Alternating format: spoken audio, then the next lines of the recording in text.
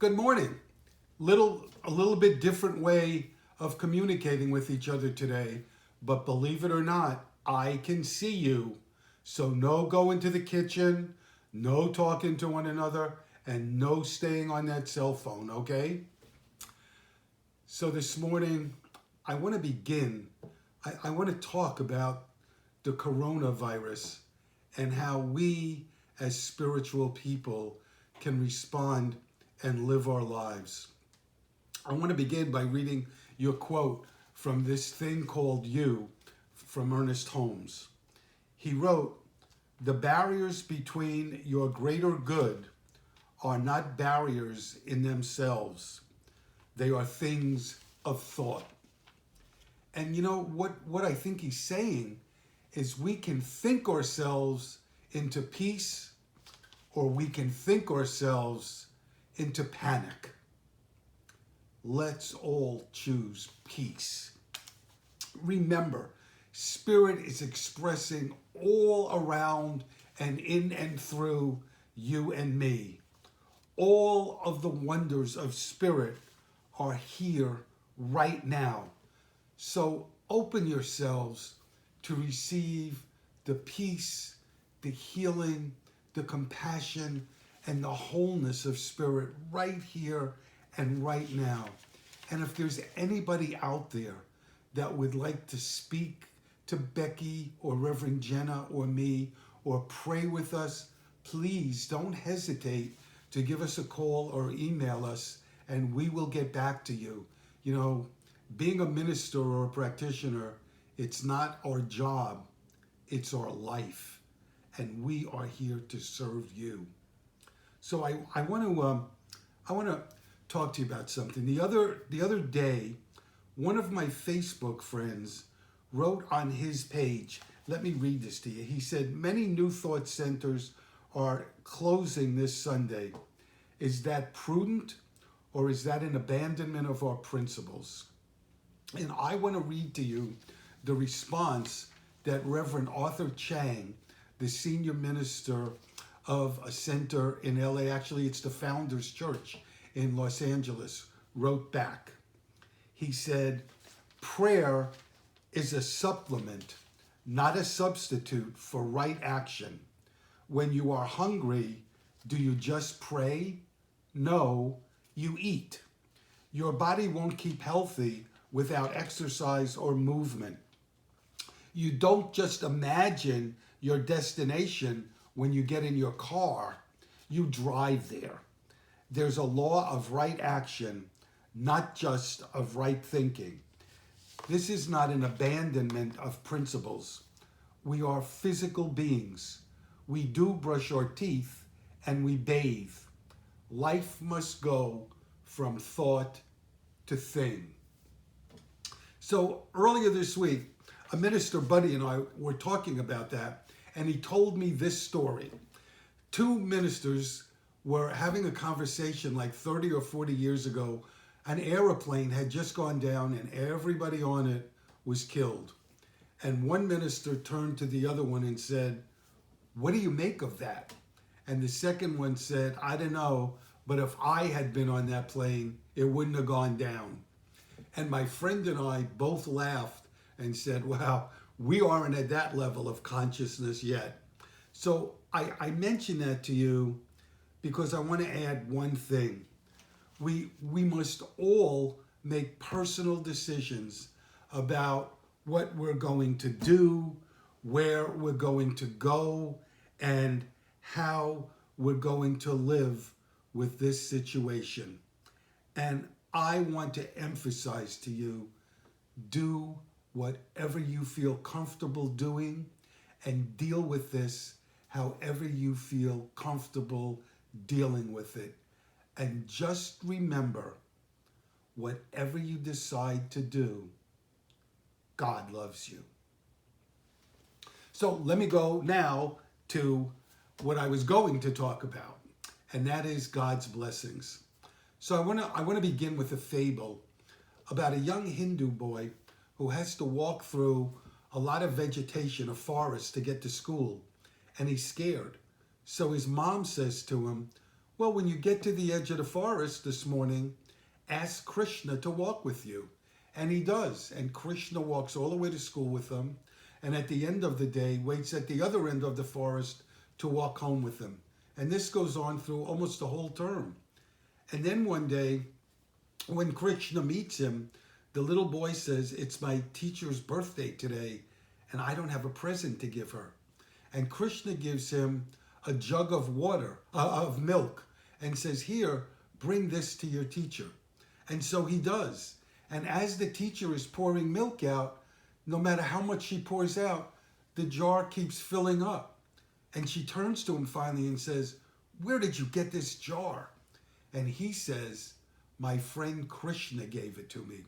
And the teacher gets very angry with him and says, "You little liar. How could you say that? You didn't get this from Krishna. Where did you get it?" And he says, "Yes, I got it from my friend Krishna." And then all the other children start laughing and making fun of him. And he starts to cry. And under his breath, he says, "Krishna, they don't believe me. Please come." And in his ear, he hears Krishna say, "When they have your level of faith, they too will see me." Let me do one more quick story. Rachel Remen said when she was 4 years old, her grandfather, who was a rabbi, gave her a little plastic cup of dirt. And he said, "Here, put this on the windowsill, and every day I want you to water it. And you're going to get a big surprise." So she does. And she said even one day she forgot to water it. She got up in the middle of the night to water it. And lo and behold, she wakes up one morning, goes over, and there are 2 green leaves that weren't there the night before. And she can't wait to tell her grandfather. And he tells her, "Rachel, what this proves to you is life is everywhere. It's even hidden in the most unlikely places. And all you need to do to find it is have faithfulness." When we believe that Spirit will respond, Spirit always does. Rabbi Abraham Joshua Heschel once said, "Just to live is holy. Just to be is a blessing." When we look for the best in every situation, we find it. We already have everything we need to live happy and wonder-filled lives. But sometimes we forget. And all of these magical, wonderful blessings from Spirit, they didn't go anywhere. We did. We lost our center. And just like on a cloudy day, the sun is still shining, or on a foggy day, we may not be able to see the trees in our backyard, but they're there. God's blessings always abound. Wendy Craig Purcell wrote a book called Ask Yourself This, and it's a book of a lot of questions that she raises, and she discusses the answers. And one of the questions she asks is, what do I know for sure? What do I know for sure? And she says part of living the spiritual life is to know what we believe and to live by these principles. It's not about religious doctrine. It's not about what somebody told us to believe. It's about what we actually believe. And Wayne Muller builds on this principle, and he writes in one of his books that a choice that we are going to make over and over and over again is, will we shape the days of our lives with our deepest wisdom and authentic knowing, or will we be driven by the external culture's demands, fears, and coercions? That's our choice. Do we live from the inside out, or do we allow the outside culture to drive how we are and how we're going to be. And let me tell you what Muller writes. He says our choices are sacraments. They help lift up invisible sacred truths, and through the process of choosing and acting, make them manifest and alive in the world. So you can see our choices have great power over how we face life and what life shows us.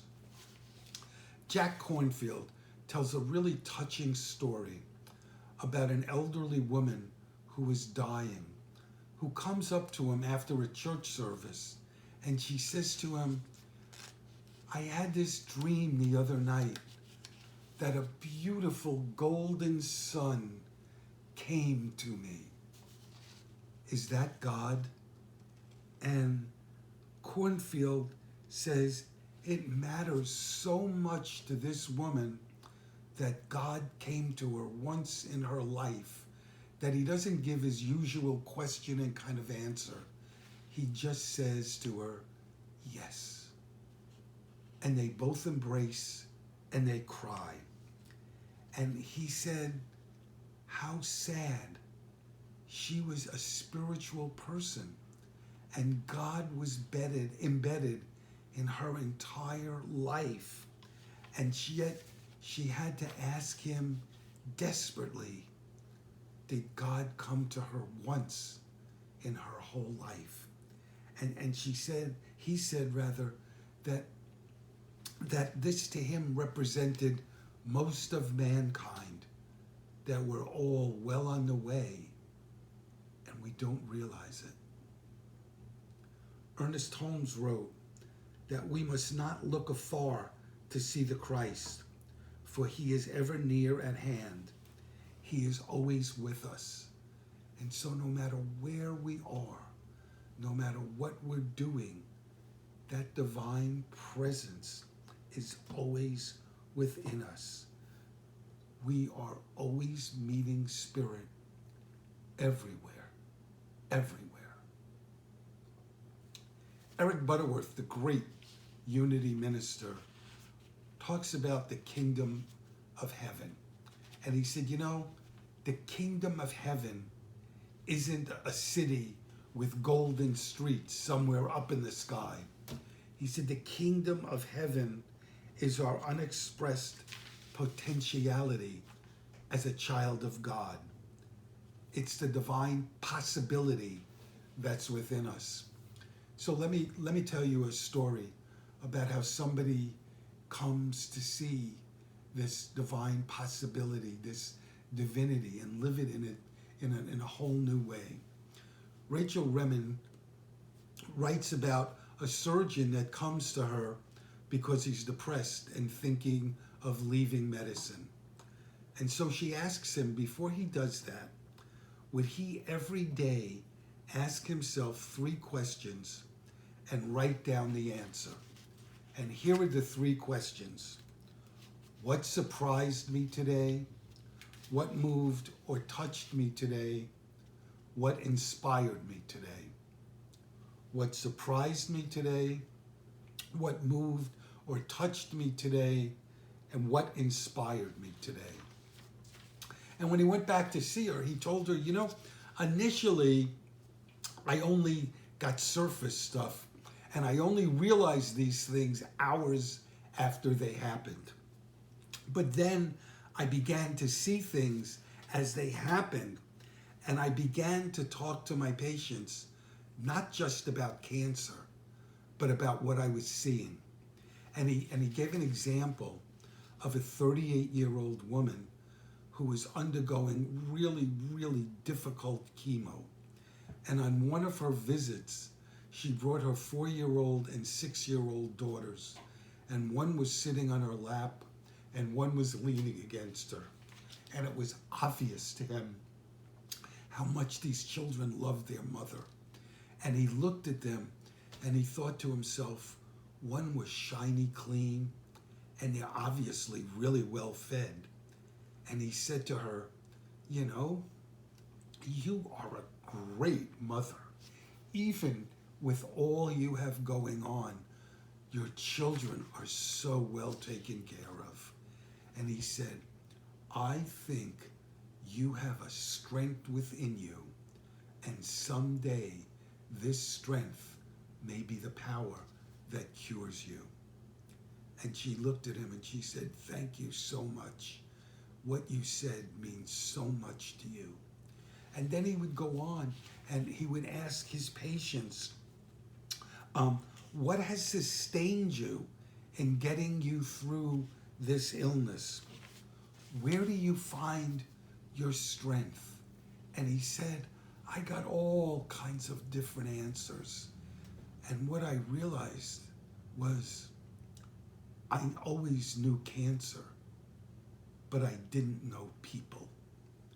And then he pulled something out of his pocket and he said, Rachel, a patient gave me this today.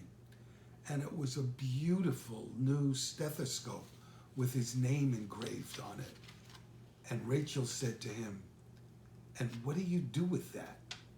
And he said, I listen to hearts. I listen to hearts. And here's what Rachel wrote at the end of this story. Most of us lead far more meaningful lives than we know. Often, finding meaning is not about doing things differently. It is about seeing familiar things in new ways. When we find new eyes, the unsuspected blessing in work we have done for many years may take us completely by surprise. We can see life in many ways, with the eye, with the mind, with the intuition. But perhaps it is only by those who speak the language of meaning, who have remembered how to see with the heart, that life is ever deeply known or served. I want to end this morning with a beautiful prayer. Our home office has been really so wonderful in giving the ministers of Centers for Spiritual Living guidance and support in helping us deal with ourselves and with our congregations in dealing with this coronavirus. And the other day, Reverend Dr. Edward Viljoen, our community spiritual leader, and Reverend Dr. Sharon Hudson, our field leader, had an hour-long meeting with all of the ministers that chose to do it to engage in spiritual practice. So we got to pray and meditate and pray some more together. And Edward had gotten this prayer from Reverend David Alexander in Georgia, and he read it to us. And I want to end this morning reading you this prayer, which is titled Prayer for a Pandemic. May we who are merely inconvenienced remember those whose lives are at stake. May we who have no risk factors remember those who are most vulnerable. May we who have the luxury of working at home remember those who must choose to decide between preserving their health or making the rent. May we who have flexibility to care for our children when their schools close remember those who have no options. May we who have to cancel our trips remember those who have no safe place to go. May we who are losing our margin money in the tumult of the economic market remember those who have no margin at all. May we who settle in for a quarantine at home remember those who have no home. As fear grips our country, let us choose love. During this time when we cannot physically wrap our arms around each other, let us find ways to be the loving embrace of God to our neighbor. Amen. Thank you for tuning in this morning. Remember, Becky, Reverend Jenna, and I are here for you. We love you, and we will do whatever you need to support you in this time. God bless you. Have a great week.